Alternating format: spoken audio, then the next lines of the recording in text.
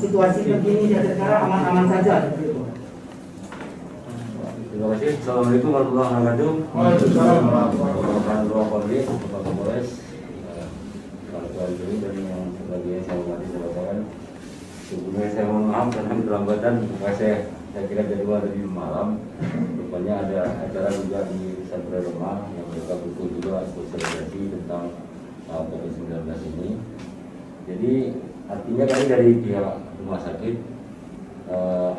dalam persiapan penanganan pasien COVID ini secara tenaga kita sudah standbykan, artinya dari tenaga dokter kita punya siaga 2 ahli dokter paru yang sudah standby, dan kemudian dokter ahli dalam yang terlibat sekitar 2 orang, kemudian dokter laboratoriumnya kita punya juga 2 orang spesialis, kemudian juga dari tenaga medisnya itu sudah standby semua, artinya jika ada laporan dari masyarakat, artinya ketika itu datang perintah mereka sudah siap dari supir ambulan, kemudian perawat menjemput itu secara otomatis membolehkan mereka akan bergerak semuanya. Jadi semuanya itu sudah semakin lengkap. Hanya kekurangan kita saat ini mungkin ketika kita sudah ditekan Bapak Gubernur sebagai rumah sakit rujukan corona, sampel swab ini yang mungkin belum datang. Artinya kita ambil swab tenggorokan itu, kita kirim nanti ke laboratorium di Banda Aceh, ke besar. Itu yang belum lagi dalam proses pengiriman. Selain itu, insya Allah kita sudah siap dari obat-obatan dan sebagainya. Harapan saya mungkin artinya lebih baik, artinya kalau karantina yang datang dari zona merah, baik Jakarta ataupun luar negeri, mungkin untuk menghemat dari sisi waktu, lebih baik artinya dari perbatasan langsung dibawa ke rumah sakit umum. Artinya nanti di sana setelah kita lakukan pemeriksaan secara lengkap, fototorak, darah, kemudian rapid test, jika tidak ada mengarah ke COVID-19 ini, maka kita akan buatkan surat ke kepala desa bahwa orang ini sudah diperiksa dan tidak mengarah. Jadi di desa pun dia tidak perlu terlalu dibatasi lagi. Nah, jadi itu masyarakat kami sebenarnya. Maka dalam beberapa hari ini, ketika ini tiap puskesmas agaknya mandul nih Pak Kapolres ya, jadi terpaksa harusnya ini kan tidak perlu, kami hanya menunggu di sana. Tapi tentunya karena kami tidak mau kecolongan ini, makanya rumah sakit yang dalam beberapa hari turun ke desa menjemput yang kita curigai sebagai ODP. Sampai saat ini alhamdulillah kita belum ada yang mengarah COVID-19 ya, belum ada yang positif, artinya dari rapid test pun belum ada yang mengarah ke sana. Jadi semua itu mungkin kita masukkan ke dalam ODP, mungkin hari ini mungkin sekitar 50 lebih sudah ODP dari negara. Ya, jadi ketika makanya dari kemarin yang lari itu pun dari saya terima di Facebook, hari ini sudah kita bawa juga, sudah kita bisa secara lengkap. Artinya hasilnya juga negatif. Mungkin besok kita kembalikan ke desa dengan surat keterangan dari rumah sakit umum. Dan ini kan akan lebih mengurangi keresahan warga ini Pak Kapolres. Jadi terlalu banyak warga nih. Bahkan saking apanya kemarin warga itu takutnya. Ada pasien yang sudah pernah kita kembalikan pakai surat sudah diperiksa lengkap. Laporkan warga lagi, kita jemput lagi. Kebetulan penderita ini juga tidak mengatakan, tidak menyerahkan surat kalau dia sudah pasca dirawat di sana. Akhirnya kenapa? Saking protektifnya kita ini kasus COVID-19 ini. Intinya itulah kita cepat respon itu. Maka itu yang sebenarnya nomor saya pribadi yang ke masyarakat itu, supaya ini saya takut saya kasihkan sama anggota saya nanti mereka tidak respon cepat mengambil tindakan. Kalau ini langsung ke saya cepat mengambil perintah itu, mereka biasanya akan beraktifan. Nah, jadi sampai saat ini kesian obat kita sudah alhamdulillah sudah memadai lah. Artinya kita tidak akan untuk kayak kabupaten lain nanti kalau COVID-19 ini positif terus kita rujuk lah. Kita akan tangani di sini. Yang perlu dipahami masyarakat, yang positif jangan terus menganggap ini suatu kematian gitu lah. Prediksi ini yang artinya yang harus di dalam benak masyarakat kita sampaikan. Bukan suatu yang sus ini menghebohkan kalau seorang-seorang itu menderita COVID-19. Tanpa dirawat di rumah sakit pun sebenarnya bisa, walaupun yang positif. Tapi betul-betul diisolasi mandiri di kamar, jangan kontak ke orang lain. Kalau dia makan dikasih ke depan kamarnya, kemudian penderita ngambil dan dievaluasi terus-menerus. Prosedurnya demikian sebenarnya yang positif pun, kecuali penyakit memberat baru terawat. Aceh Tenggara saat ini perlu kami sampaikan, yang tidak positif pun protektif kita bukan, kita rawat. demam, batuk pilek cepat masuk kita rawat. Begitulah hasilnya kita, kepedulian kita kepada masyarakat, jangankan yang positif. Harapan kami jangan terlalu nanti seperti kabupaten tetangga kita kemarin terus heboh kali dengan beliau, mereka juga sudah rumah sakit corona rujukan, tapi itu juga merujuk. Ini yang salah hasilnya. Kalau saya bilang tetap kita akan rawat di sini. Nah, masyarakat tidak perlulah terus ketakutan sekali tentang corona ini. Waspada perlu ya. Kita waspada, artinya pakai ya social distancing, apa yang dianjurkan pemerintah kita ikuti. Nah, physical distancing kita terapkan. Moga-moga saya optimis ya, mudah-mudahan Aceh Tenggara tidak ada satu kematian pun tentang COVID-19 ini. Masih optimis asal dengan syarat koordinasi petugas COVID desa harus betul-betul dengan posko kecamatan koordinasi dengan satgas rumah sakit harus betul terjalin, peduli semuanya. Saya bangga artinya beberapa desa tim COVID-19 ini betul-betul bekerja, tapi walaupun begitu maka masih banyak juga yang tidak peduli ini kayaknya. Ada juga yang begitu, memang sengaja kami tugasi ini berapa ISM, saya kasih label nama itu untuk turun mengecek mana desa-desa mana yang aktif itu. Karena kalau ini aktif insya Allah aman. Ada mereka isolasi mandiri, petugas COVID desa mengecek keadaannya setiap hari. Jika mengarah ke buruk cepat laporkan. Panas makin tinggi laporkan ke satgas rumah sakit, kita akan turun jemput dan kita rawat. Nah, ini yang perlu satu kesamaan konsep dulu sebenarnya ini. Berarti kalau seandainya misal nih dari program-program yang sudah dilakukan oleh tim gugus, apakah masih banyak kendala Pak terkait program tersebut? Ya menurut saya kedisiplinan yang pertama. Kedisiplinan yang perlu berubah. Bagaimana ada yang desa ini punishmentnya apa yang diperlukan? Ketua gugus juga lebih bupati Tenggara. Menurut saya harus buat sanksi-sanksi terkait COVID desa ini yang bekerja. Karena saya bilang kalau mereka disiplin, insya Allah Aceh Tenggara akan steril dari COVID-19. Yang perlu kita jaga, artinya apa? Harus kita jaga dari transport dari luar saja sebenarnya. Saat ini saya yakin Aceh Tenggara steril dari COVID-19. Yang kita lakukan transport dari luar. Yang perlu lebih memahami kepada masyarakat, petugas perbatasan itu tidak bisa menentukan positif negatif. Jadi jangan nanti kayak kasus Gai Luas kemarin yang diserang petugas perbatasan kita.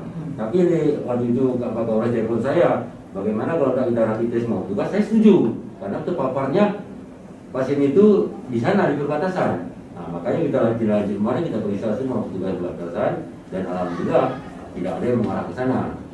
Nah, ini yang perlu. Hari ini saya setuju itu bagaimana perbatasan sistemnya perlu dikelola lagi. Kalau saya jalan ke kemarin ke gugus kabupaten, tidak perlu dikarantina sana. Pertama kita hemat secara biaya. Nah, langsung ini dari Jakarta langsung bawa ke rumah sakit, kita periksa sana negatif kita pulangkan. Toh dari jantung pun orang kabupatennya akan tertolong karena kalau lewat sana tentunya udah tanggung jawab rumah sakit semua. Nah, makanya kalau saya melakukan itu, nah, sistem karantina sana barangkali misalkan makanya mungkin banyak yang dari itu. Makanya begitu sana, oh ini zona merah dari Jakarta, ya sudah kita bawa langsung ke rumah sakit, kita isolasi, kita periksa di sana. Kalau negatif akan kami sampaikan surat pengantaran di kepala desa bahwa juga saudara ini sudah aman sementara ini dari COVID-19. Jadi itu disiplin utama Pak Kapolres. Saya melihat ini anda kita dari disiplin, ya mungkin banyak mungkin ya kalau seberapa hari ini saya di kampung Maham di Tapanuli agak disiplin Pak Kapolres. Nah di kampung Tapanuli saya keliling ini apa dengan beda indah nih Pak. Nanti indah kan. Ya Tapanuli disiplin untuk COVID desa. Bahkan tentang satu saya lihat masih ada juga COVID desa itu. Cuma di kampung-kampung saya yang masalahnya sebanyaknya ya kayak mungkin kayak Italia ini menganggap remeh Pak Kapolres kan. Menganggap remeh ini sebelum kejadian. Tapi kalau udah ada yang mati kami ya, saya katakan tadi kalaulah datang dengan gejala awal insya Allah bisa kita sembuhkan. Jangan datang kepada kami sudah sesak nafas. Nah, sudah ini kayak ikon naik. Nah, Jakarta pun tidak sembuh kan itu.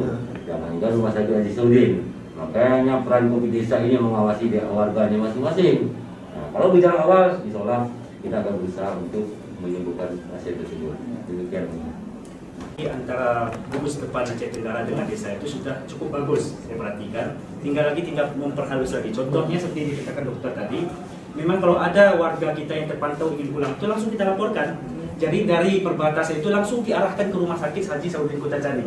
Contohnya tadi malam ada 3 warga saya, yang satu datang dari Malang, 2 dari Medan. Jadi langsung dikawal menuju ke Rumah Sakit Haji Sauddin Kota Candi. Di sana dilakukan rapid test, dilakukan pengecekan darah dan ronsen. Apabila hasilnya negatif, mereka bawa surat langsung dipulangkan ke desa masing-masing seperti itu. Nah, di desa pun langsung kita datangi kembali supaya kita arahkan 14 hari ke depan agar melakukan isolasi mandiri di rumahnya masing-masing seperti itu. Ya, kendala sedikit mungkin masalah anggaran tadi. Jadi desa Badak Indah sendiri, dan saya rasa tidak jauh beda dengan desa-desa yang lain, bahwasanya penyerapan anggaran untuk pencegahan dan penanggulangan COVID-19 ini cukup besar sebenarnya. Desa Badak Indah sendiri yang saya perhitungkan sampai 3 bulan ke depan termasuk dalamnya BLT akan memakan biaya sebesar 398 juta seperti itu. Nah, saya akan sertikan insya Allah itu sekitar 450 juta. Permasalahan sekarang sudah kami hitung-hitung, uang ini mungkin tidak cukup jikalau semua kegiatan itu harus kita akomodir. Nah, harapan kami besar di sini supaya masyarakat, ya warga bisa melihat semuanya. Mana kira-kira kegiatan-kegiatan yang tidak terlalu penting itu, mohon kiranya kita ini berlapang dada semuanya untuk mundur seperti itu. Mundurnya bukan artinya dihapuskan, mungkin bisa nanti di tahap kedua atau di tahap ketiga kita lakukan.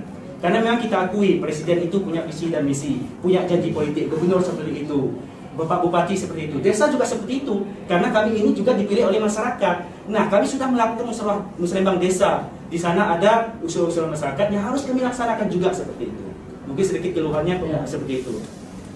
Berarti saya sedikit menangkap ya, desa sudah melakukan penyemprotan, tim gugus juga, itu apakah tidak memboros anggaran Pak?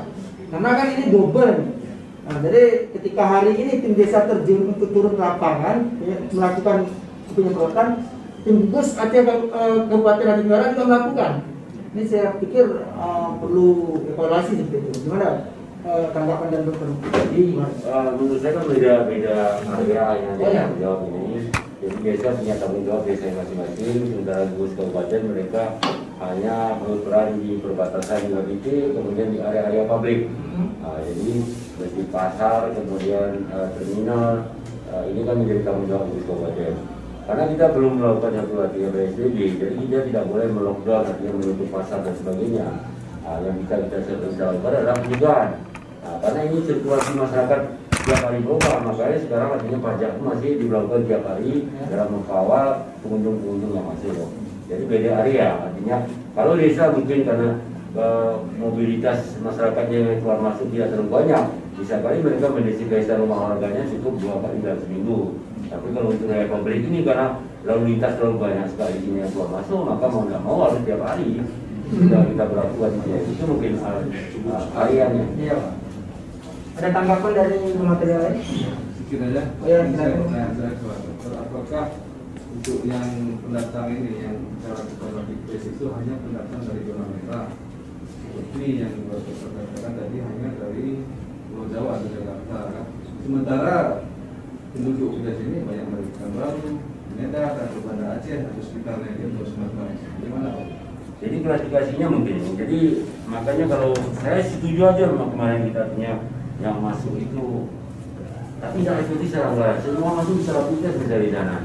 Kalau 1000 orang masuk, harga sekarang 350 per piece itu, kita habiskan anggaran satu malam 350 juta. Makanya saya bilang nanti harus kita pilih kasus supaya ini kita kenali lawan kita, supaya kita secara efektivitas dana pun bisa kita gunakan. Jangan sampai kita ini nyerang lawan sembarangan, punya batu 5 tapi lemparin kemana-mana ini. Ini yang mungkin yang sampai oleh pembawa acara itu daya artinya tidak efektif dalam penggunaan anggaran ini. Nah, makanya karena kita mengurangi, tidak mengenali lawan kita ini bagaimana. Nah, harusnya kita sudah tahu sifat-sifat virus ini seperti apa, maka dana yang kita keluar pun lebih efektif. Nah, kenapa tadi saya bilang desa tidak perlu tiap hari semprot? Karena laju mobilitasnya tidak terlalu banyak kalau masuk desa itu. Nah, kecuali kota ini mungkin apa kabarnya agak rawan nanti kan, karena ini. Makanya kalau saya masih berisik, mungkin warga asli, makanya Gus Kabupaten menerapkan biasanya kemarin kita berikan hasil khusus itu di perbatasan. Kalau misalnya warga di Badak Indah masuk, ternyata dia bisa ini mengkarantina di isolasi rumah desa, silakan dikarantina rumah desa.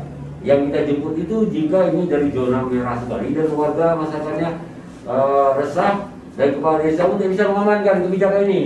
Nah, ini yang selama ini kami jemput ke desa-desa karena kepala desa sendiri tidak bisa mengamankan yang datang ini.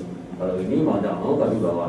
Setelah kita periksa sana, tentunya dengan surat dia sudah bisa menunjukkan ke masyarakat. Sanksi untuk kepala desa yang tidak mengikuti aturan ada tidak? Ya, ini yang kita minta kemarin. Makanya saya bilang kalau ada punishment ini kan bukan apa kita seperti ya kemarin kita misalnya kita larang misalnya bawa keluar padi ya nggak boleh. Nah, larang, tapi nggak ada solusi. Nah, Ya, penampungan. artinya ketika peraturan kita terapkan harus ada solusi di belakangnya. Artinya Pemda dengan BUMD harus tampung lah Pak di masyarakat.